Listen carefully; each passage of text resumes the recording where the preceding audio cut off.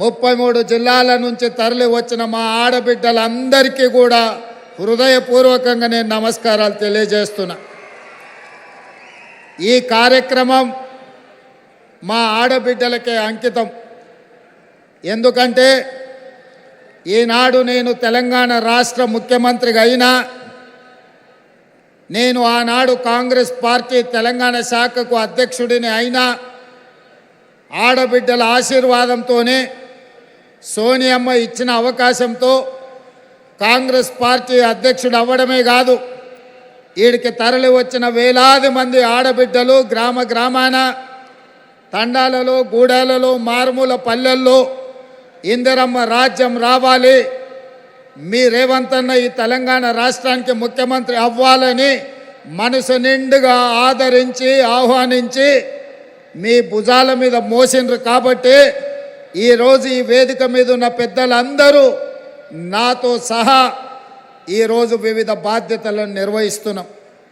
మరి వివిధ బాధ్యతలను నిర్వహిస్తున్న మేము మీ ఆశీర్వాదంతో అవకాశం వస్తే మీకు కృతజ్ఞత తెలుపుకునే బాధ్యత, ఆడబిడ్డలకు అన్ని అవకాశాలు అందించాల్సిన బాధ్యత ఈరోజు మా పార్టీ మీద, మా ప్రభుత్వం మీద ఉన్నది.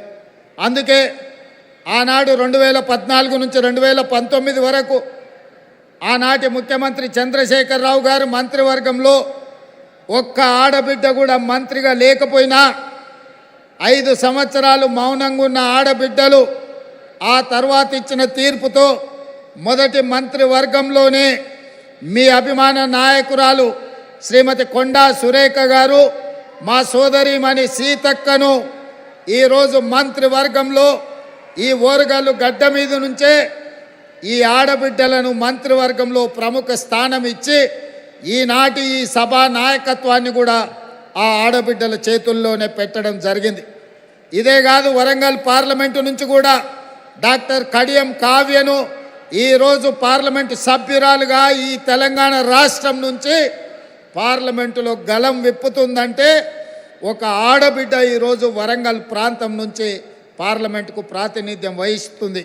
అదే కాదు, పాలకుర్తిలో మీకు తెలుసు, ఒక రాక్షసుడు అక్కడ రాజ్యమేలుతుంటే మీ సోదరిమణి యశస్విని రెడ్డి ఆ రాక్షసుని బండ, ఆయన పెద్ద రాజకీయ కొండ కదా, ఆ కొండను ఎట్లా ఢీకొంటామని పాత్రికేయ మిత్రులు అడిగితే, కొండైనా దెబ్బ కొడితే పగులుతుందని చెప్పి ఆ కొండను బద్దలు కొట్టి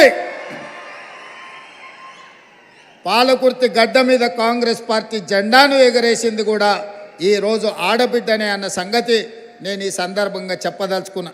ఇవాళ మన తెలంగాణ రాష్ట్ర ప్రభుత్వానికి చీఫ్ సెక్రటరీగా ఆడబిడ్డనే ఉన్నది. ఈరోజు మహిళా అధికారులు అనితా రామచంద్రన్ గారు కానీ, దివ్య గారు కానీ, ఈరోజు సృజన గారు కానీ, వరంగల్ అదేవిధంగా హనుమకొండ కలెక్టర్లుగా ఈరోజు ఆడబిడ్డలే అధికారంలో ఉన్నారు. ఇవాళ ఈ వరంగల్ కార్పొరేషన్కి మేయర్గా కూడా ఆడబిడ్డనే ఉన్నది.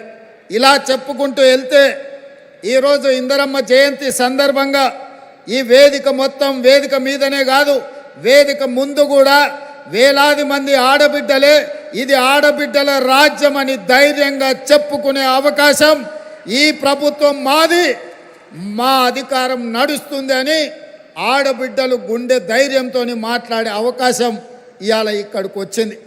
ఉదయం ఈరోజు నేను స్వయం సహాయక సంఘాలకు సంబంధించిన ఆడబిడ్డల స్టాల్స్ నేను చూస్తే పెద్ద పెద్ద పారిశ్రామికవేత్తల కంటే, ఒకప్పుడు పారిశ్రామికవేత్తలంటే టాటాలు, బిర్లాలు, ఆ తర్వాత అదానీ, అంబానీలో గురించి విన్నాం. కానీ ఈనాడు మన కళ్ళ ముందు ఆ స్టాల్స్ చూసినప్పుడు ఇవాళ మా ఉప ముఖ్యమంత్రి బట్టి విక్రమార్క గారు సోలార్ పవర్ ప్రాజెక్టులు ఇవ్వాలని, 1 కోటి మంది మహిళల్ని కోటీశ్వరులను చెయ్యాలన్న ఆలోచన చెబుతుంటే టాటా, బిర్లాలనే కాదు అదానీ, అంబానీలను తలదన్నే వ్యాపారవేత్తలుగా మా ఆడబిడ్డల్ని ఇందిరమ్మ రాజ్యంలో తయారు చేసి కార్పొరేట్ కంపెనీలకు సవాలు విసిరి ఈరోజు సౌర విద్యుత్ ప్రాజెక్టులు ఆడబిడ్డలకు ఇవ్వడానికి ఇవాళ మన ప్రభుత్వం నిర్ణయం తీసుకున్నది. నేను అడుగుతున్న